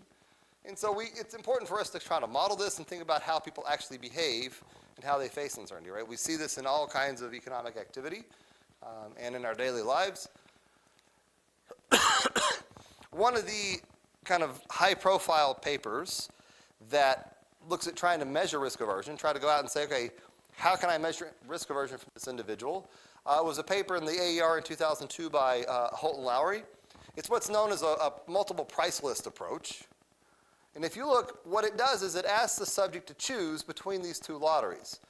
Would you rather have a 1/10 chance of getting $2 and a 90% chance of $1.60, or a 1/10 chance of $3.85 and a 9/10 chance of 10 cents? What would you prefer? Would you prefer A, a 90% chance at $1.60 and a 10% chance at $2, or would you prefer B, a 90% chance of 10 cents and a 1/10 chance at $3.85? How many of you prefer A? How many of you prefer B? A couple of you prefer B. I'd like to go gambling with you. A 1/10 chance of $3.85 and a 90% chance of 10 cents. You guys prefer that? Interesting, interesting. So what happens is we go down, right? We're increasing the probability of getting the bigger outcome and reducing the probability of getting the smaller outcome. Right? So those of you who liked A here, do you still like A for row 2? Some of you? Yeah. All right. We keep going down. We keep changing those probabilities. I get down here. That bottom row, which one do you like?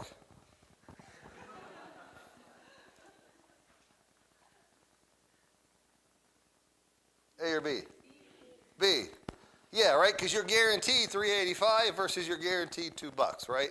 So all we need there is monotonicity, and some understanding of probability for you to want B, right? So in general, what we think is that people are likely to start choosing A, come down an under expected utility model. They would choose A down to some point, and then they would jump over and choose B from that point on. So this is a very popular way of trying to measure risk aversion. I think part of its popularity is due to the fact that it's in the AER. But it's actually kind of complicated to explain to people when you try to write it out. So the way we do it is, you got this instructions, and then you're going to make all 10 of these choices, and then we're going to randomly pick one of those choices to pay you for. Because if we paid you for all the choices, you've got some compound lottery, right? And what you ought to be thinking about is, well, I could choose, this combination of things for this compound lottery. It gets to be much more complicated.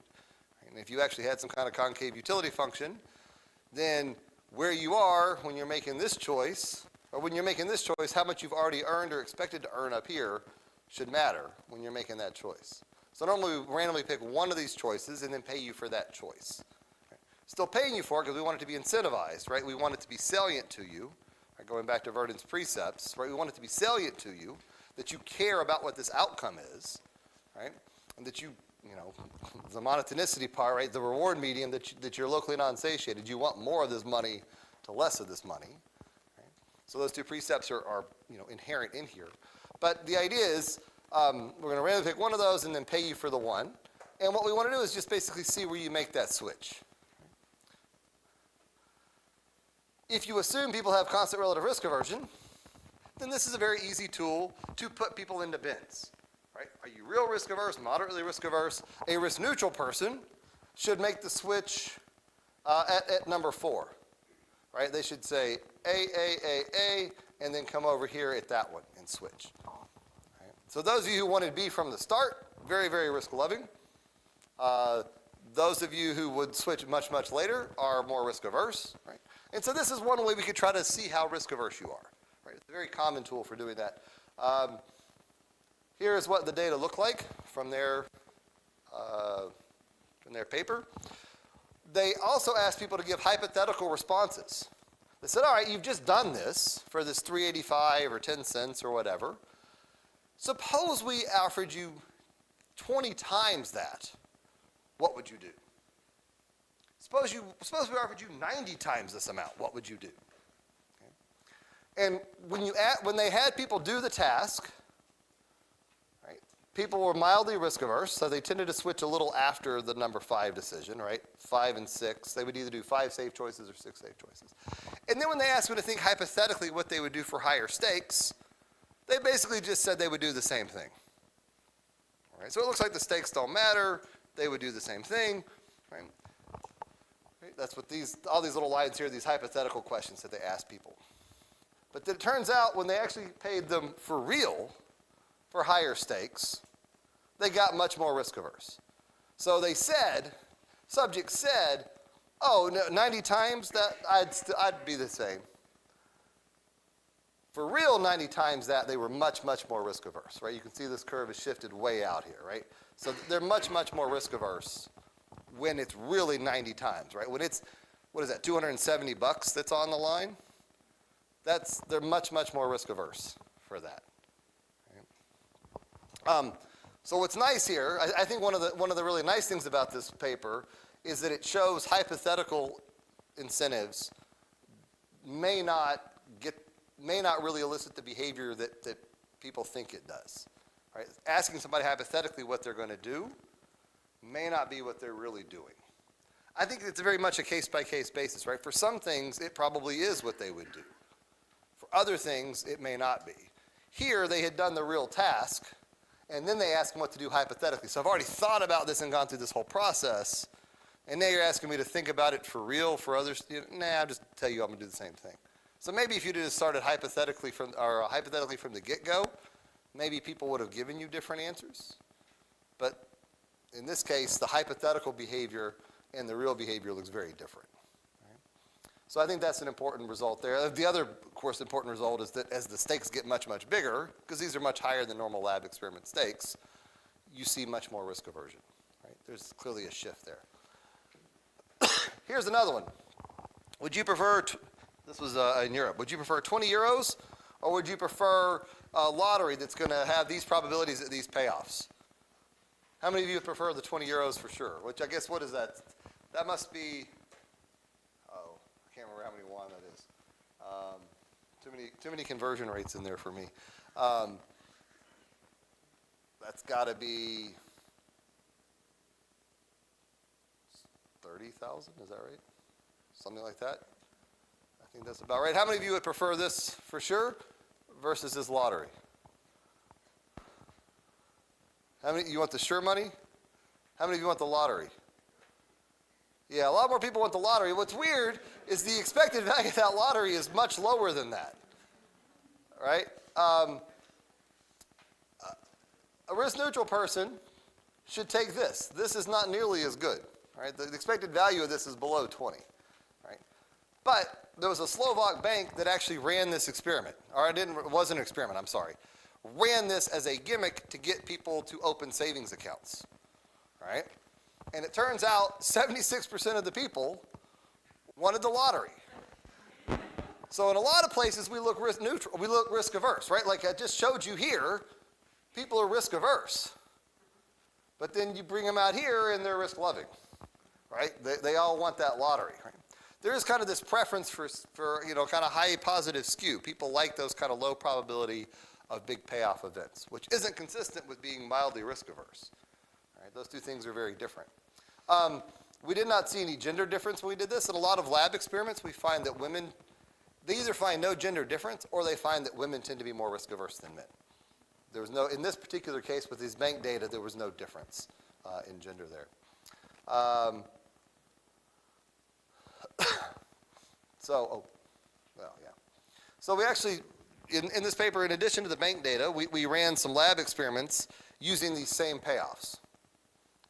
And we did a couple of different things. So some subjects simply came in and were offered that lottery. That was the only thing they were offered, and then they left. Some subjects were offered that lottery, and then we said, okay, we might pay you for that, or we might pay you for this other lottery. What do you want to do here? Or we might pay you for that one. We're going to randomly pay you for one of these 5 things, and we're going to show you a bunch of different things, which is really nice, right? As a researcher, I get to ask you about a bunch of stuff, which is useful. Because if I just ask you one question, that's really expensive, right? I bring you into the lab, I do this thing, I get one answer from you, and then you leave, right? That's tough. So if I can ask you a bunch of questions, that's much more efficient for me as a researcher, right? I'm getting a lot more information from you. But the question is, are you going to behave the same on that one thing I ask you when it's the only thing I ask you? Or are you going to behave differently when I ask it and a bunch of other stuff, right? And then we also had a case where we were randomly paying some subjects. So rather than paying all the subjects, we would randomly pick some subjects and just pay them. Kind of like we're going to do here for the double auction that you guys did. We're going to randomly pay some of you. In particular, at the break, we randomly picked buyer 2. Who's buyer 2? All right, so you guys will get paid. And seller 5. Who is seller 5? Did seller 5 leave? Was nobody seller 5? Was seller 5 one of the sheets that didn't get used? No one seller 5? Seller 5 going once? All right, we'll randomly pick somebody else then. Seller 5 loses their chance. Let me find my die.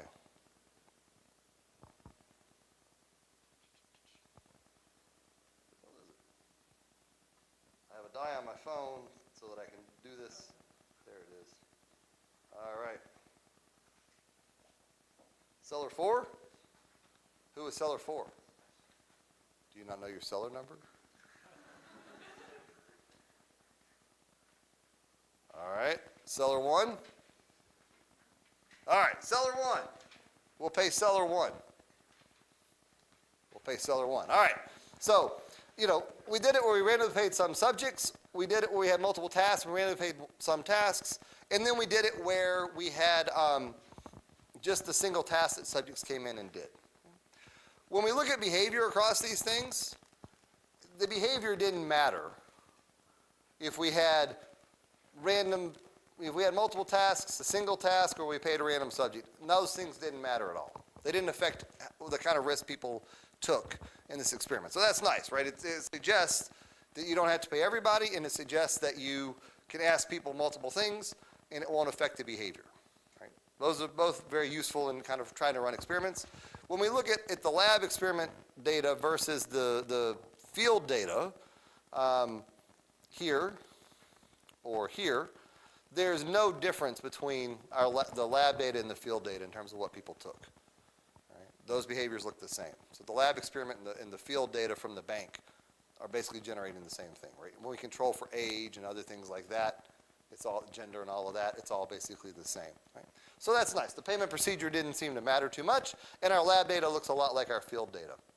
I'm low on time, so I'll skip that one. But I will say another way that people have tried to measure risk aversion is doing things like auctions. Right? So we can use auctions, first price auctions, as a way to try to elicit how risk averse somebody is. Right? We know what the theoretical equilibrium bid function is for neutral bidders. Right? My guess is most of you have seen that. If you have risk averse bidders, then you can update what that equilibrium bid function looks like. It depends on their risk attitude.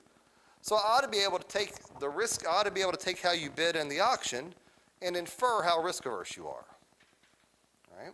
We can do that. Theoretically, we know first price and Dutch auctions are the same, right? They're isomorphic. So what the price you bid in a first price auction should be the price at which you would stop the clock at a Dutch auction.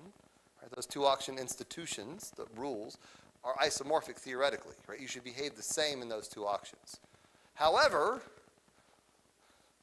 Dutch prices tend to be smaller than first price auction prices. So if these auctions are isomorphic and people treat them the same, we should see the same price, but we don't. We very consistently see that Dutch auctions give us lower prices than first price auctions. So one possibility is that people are more risk averse in a first price auction than a Dutch auction, which seems kind of weird, but I actually think there's something to it. So we've done a bunch of stuff trying to test this and trying to measure this, right, and trying to see, what's going on there. But let me just say, rather than just think about the two auctions where you ought to be the same, this paper, Isaac and James did a paper where they had first price auctions, and then they just asked people to say how much a 50-50 lottery of getting $4 or getting 0 was worth to them. So how much is that worth to you? 50-50 chance at 0 or say 4,001. 2,001? That's what you would trade for it? A little lower? Most people would say a little less than half because they're risk averse, or they act like they're risk averse, right? But these guys, they asked people to do both of these things, and they looked to see how risk averse they were based on that. And what this graph is showing you is basically the 2 points where people were, right? So this subject was really risk averse here and risk loving over here. This person was risk averse for this task and just barely risk loving for this task. You can see people were switching whether or not they were risk averse or risk loving. That was flipping around. The most risk averse person wouldn't be the most risk averse person in the other task. It wasn't just like, oh, we all shifted up. Some people shifted up, some people shifted down, right? The ones down below shifted down. So people are just all over the place. There's not a lot of consistency for the same person doing different tasks. So if I'm walking around the world with a utility function sitting in my head like this, I ought to be consistent, and I'm not. Right? Subjects are very much, time after time, not consistent. Here's the paper that we did. We did the whole Lowry I already showed you. This Echo-Grossman task, which is another way to measure risk. It's a really nice task. Where you choose what 50-50 lottery you like best. We had this balloon task where you would blow up a balloon, and the bigger the balloon, the more valuable it was, but if you blew it up so big it popped, you got nothing. All right, so that's another way we can measure risk. We made a version of the game show Deal or No Deal. I don't know if you guys remember this. This is like they would have money in briefcases, and you would pick a briefcase and you'd open other briefcases, and the banker would give you an offer. You could either take their offer or keep going. And you'd reveal cases. Do you guys remember this show? It's been a while. No? Any rate, so basically you would rule out some amount of money, and they would offer you a deal, and you could take that deal and stop, or you could keep going, and you would eliminate randomly some of these values. And you could go all the way and get whatever was left, or you could take the offer at some point. Right? And again, assuming you are consistent with your risk attitudes, I ought to see, behavior you do here should tell me what you do here, here, and here. Right? But it turns out that's just not the case. People look very different at all of those things. This is really problematic to me, right? I mean, decision-making under uncertainty is one of the basic economic actions that we think about, and we use it and model it all the time, right? And yet we don't have a really good grasp on it. Psychologists think about, this was really appealing to me, and thinking about why this is all so different. Psychologists argue, or some psychologists argue, that people have different domains of risk attitudes. And so, the fact that I like to go skydiving doesn't really tell you that I want to invest in risky stocks, even though they're both risky, right? Or taking an unpopular opinion doesn't necessarily mean I'm willing to steal something. Stealing is risky. Taking an unpopular opinion is kind of risky. But those two things may not be the same, right? So their idea was, people have different domains of risk attitude. I thought, well, that makes sense to me, right? So maybe what's going on, right, like gambling and investing are different kinds of risks, right? And so I thought, well, the deal or no deal and the balloon tasks are correlated. Holton, Lowry, Necklin, Grossman are correlated, but not super high. But we couldn't, trying to use those survey measures, we couldn't explain any of those kind of differences. I still think there's something there. The balloon task is fun. It's dynamic. It's blowing it up. Deal or no deal, also dynamic. Right? It's kind of going. And so I think there's something to this dynamic nature that's changing how people perceive the task and how they like it. And I think that's what's going on in a Dutch auction too. Dutch auction, that price keeps moving. It's dynamic. And I think people are reacting to that differently than the static first price auction or that multiple price list I showed you. Right? Where it's just kind of this static one-time kind of decision. But I haven't been able to get a good grasp on exactly how it works. This is the Holt-Lowry multiple price list task presented to you as a gambling task, right? You can make bet A, or you can take bet B. We're going to draw out a card, an ace through a 10. If we draw out an ace through a 10, you get $8. There's nothing that would give you the $10. And if you look at Gamble 5, 1 through 6, you get $8. 7 through 10, you get $10. Or you can have 1 through 6, you get 50 cents, and 7 through 10, you get $19.25. I mean, these are exactly the Holt-Lowry numbers multiplied by 5, I think. I mean, it's their numbers and their probabilities, just presented as gambling. And then we also did it, exact same numbers, as an investment task. You got a dividend, you had to choose where to invest. There's a little stock ticker that goes across the bottom, right? You can see this is me. I had a very high value. Economics had a high value. Any rate, my management co-author, he had a low value on that. Youngmin Lee, who is now at Seoul National University, he also had a low value. This is my own little play with him. At any rate, but it was just, it was a different way of presenting the exact same thing, right? Numbers are exactly the same, just looks different. But all the numbers are the same. Subjects did these two things within about 5 minutes of each other. Highly correlated, but there's a lot of people who gave us different behaviors, who made different choices on those things. Turns out the survey about investment behavior kind of explains how you behaved in this task, but not differentially. So it's not like the investment survey, like how you like to invest and what kind of risks you take in investing, impacted how you behave in the investment frame differently than it did in the gambling frame. Gambling had no prediction there. We then looked back to the auction difference. And this one's even more, this is what I was saying, right? Dutch auctions are exciting, they're dynamic. First price auctions are boring. It's like investing, right? This gambling. Blah, blah, blah. We did all this stuff, but it turns out, do I have the summary slide? No. Turns out that basically how you feel about gambling affected your behavior in these auctions. Not differentially, though. But the more you like to gamble, the lower bids you placed. So basically the conclusion is the subjects in the auctions were treating it like they were gambling. All right? They weren't acting like they were investing. They were acting like they were making gambling decisions. How much they liked to gamble was telling me how they were going to behave in my experiment. So they're viewing, at least in this case, they were viewing these auctions as gambling. But they weren't viewing them differentially as gambling. So I can't explain behavior quite that way. Let me skip over some of that stuff just to hit you with, and I'll just take a couple minutes here if you'll bear with me and tell you about some of the more current stuff that we're doing, trying to measure risk. So thinking about higher order risk attitudes. So rather than just second order risks, thinking about things like prudence and temperance, which are how you combine risks.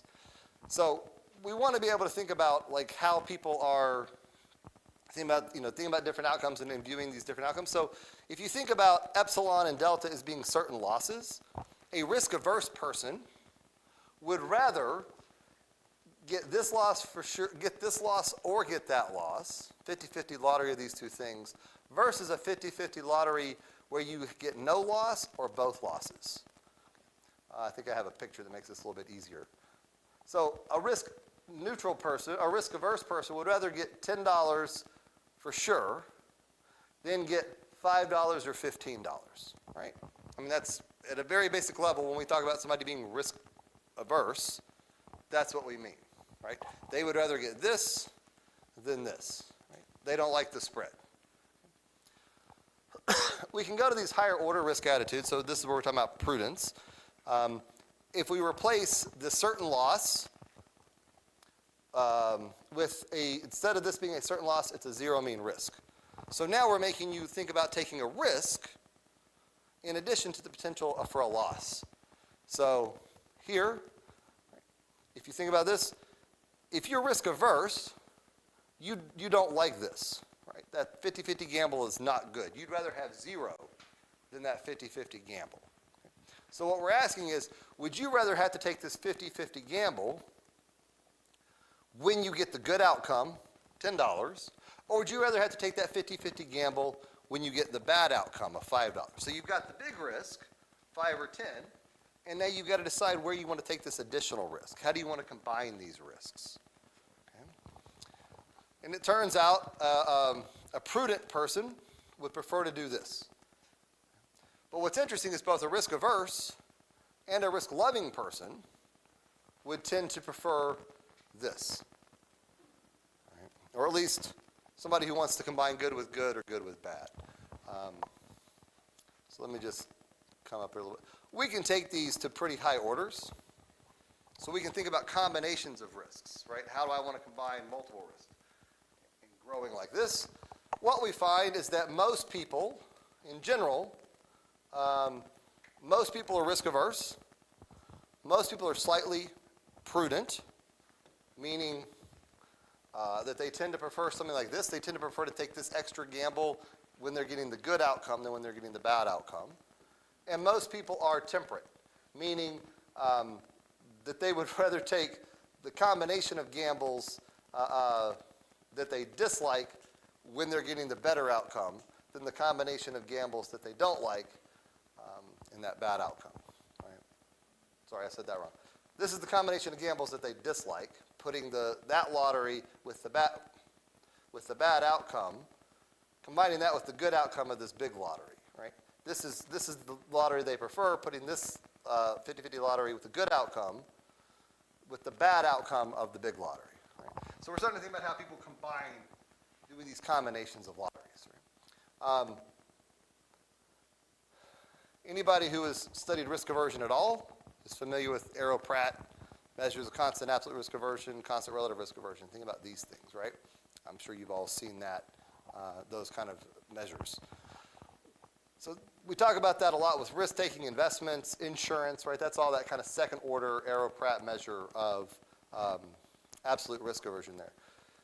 If we go to these higher order things, we can talk about precautionary, or we talk about absolute prudence, right? How absolute prudent are you? So now we're getting into things like precautionary savings. So how much, does uncertainty about my future income cause me to want to save now, right? Normally you would think, kind of intuitively, you think, oh, my future income is going to be higher. I should borrow money now because I'm going to have higher income in the future, right? This is kind of the standard model we see, but most people actually don't do that. Most people aren't borrowing when they're young to pay back in the future when they have higher incomes. One explanation for that, though, is that they are prudent, that their future income is uncertain. In expectation, it's higher, but it's got uncertainty, and that uncertainty is worrying to them. So they want to save some now to offset that risk that they've got coming in the future.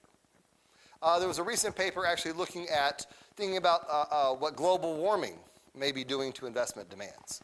Because of global warming and climate change, the future income is uncertain. What does that mean? Well, it means I'm demanding more returns now.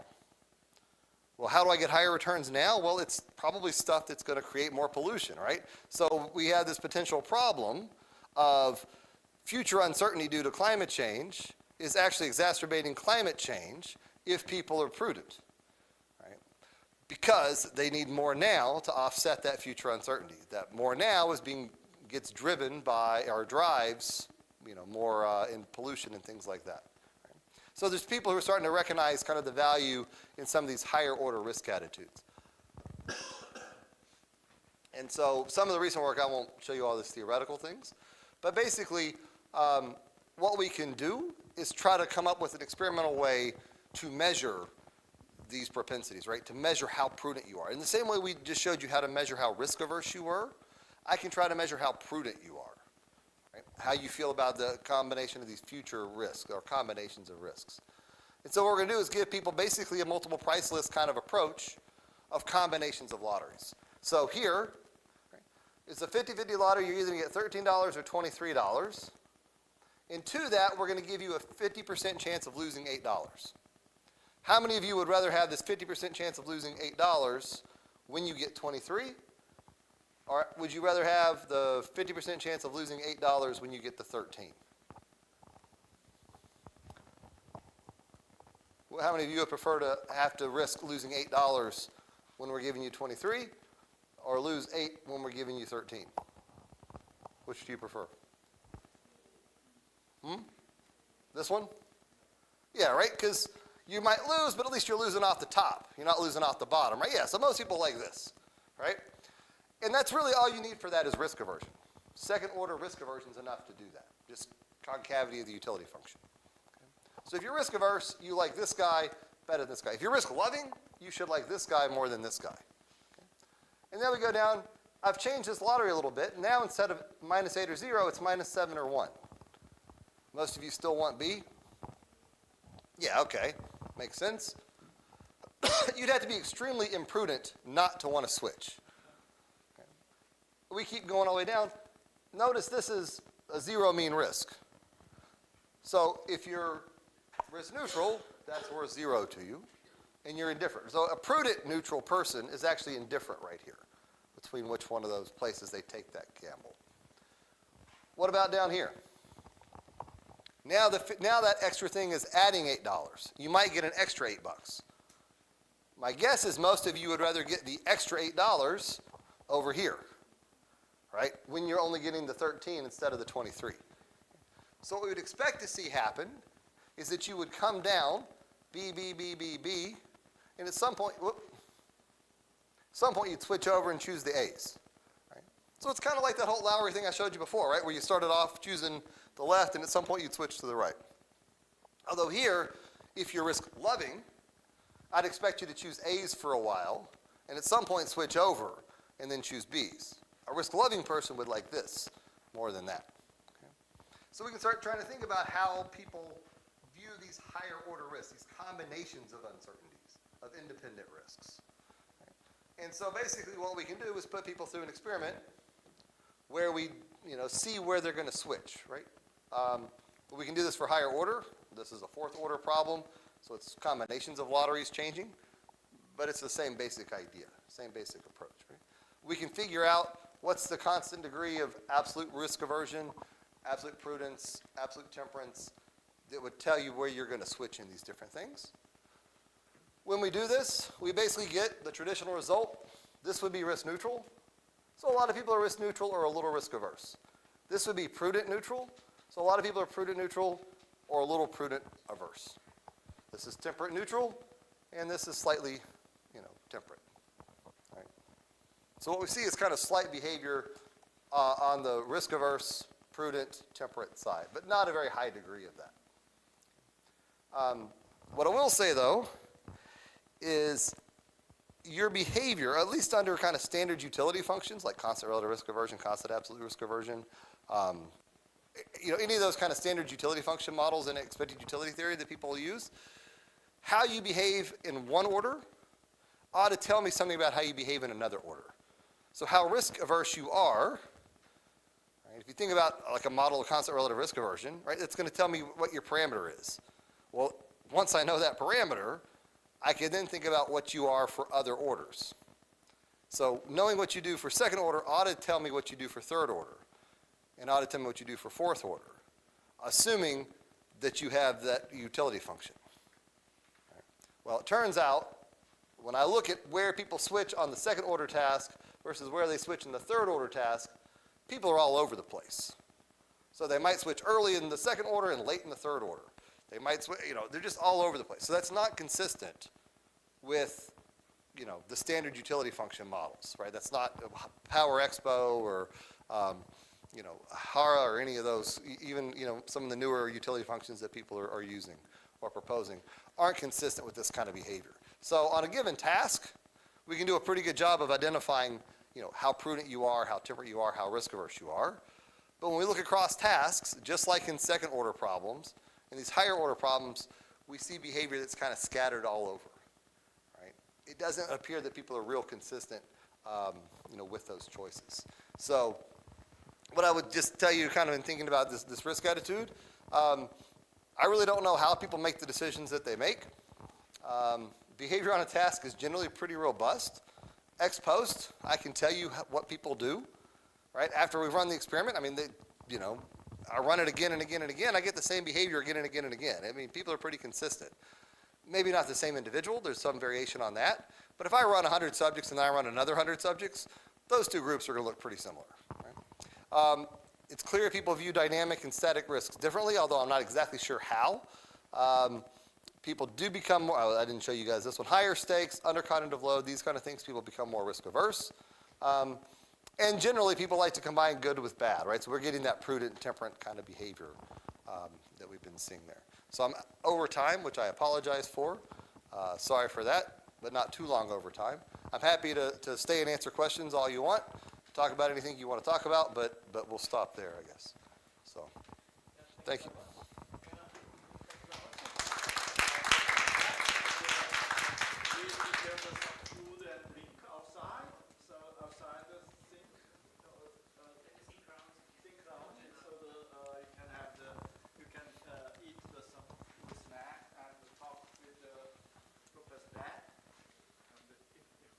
Well, just buyer 2 and seller 1.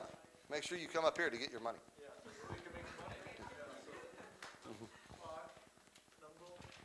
Seller 1, buyer 2.